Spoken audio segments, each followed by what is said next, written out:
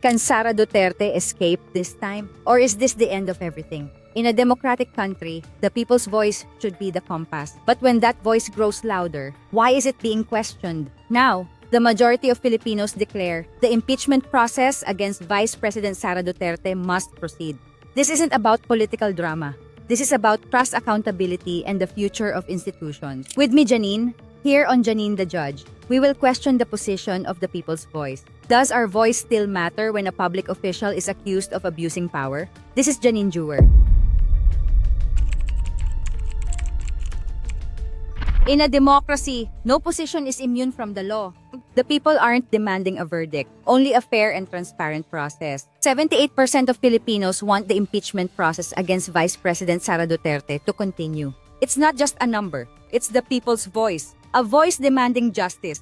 If there are allegations of wrongdoing, shouldn't the courts be the place for answers? The accusations against Vice President Sara Duterte: abuse of power, conduct unbecoming of a public official, and most importantly, a betrayal of the public trust. One issue fueling the demands is the use of confidential funds in the Department of Education. While legal in certain contexts, the public questions the large amount and lack of transparency. Audits and evaluations by proper authorities are crucial, not to bring someone down, but to protect the integrity of public institutions. Public questioning of budgets is a sign of citizen participation, not baseless accusation. But the question is, can justice stand on its own when power tries to suppress it? Will this process be fair or hijacked by political interests behind the scenes? The people are not silent. They are watching. They are speaking.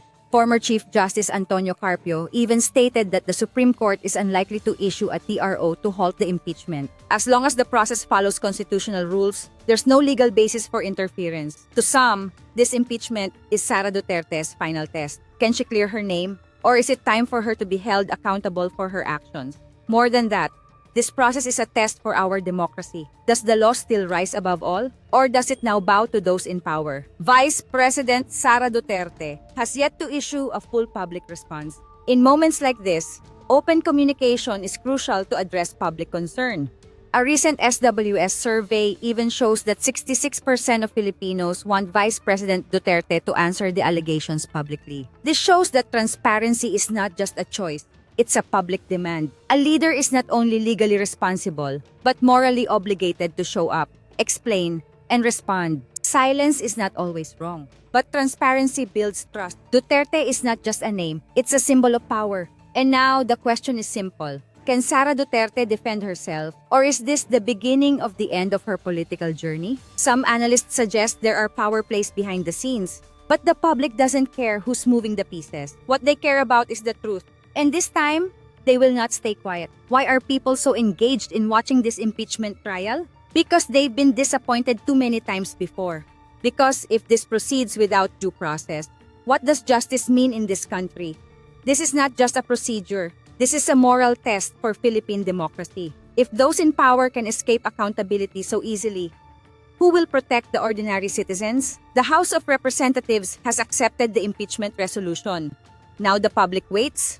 Will this process move forward under the Constitution? Justice must move. It cannot stop due to political pressure. Not all impeachments lead to removal, but every impeachment is a test of the rule of law and constitutional integrity. Justice doesn't need to take sides, but it must take action. This isn't just about Sara Duterte. It's about whether the people's voice can still survive in the tide of political power. Is this the turning point? Will justice prevail? Or will power once again silence everything? Democracy lives because power has limits, and law keeps the balance.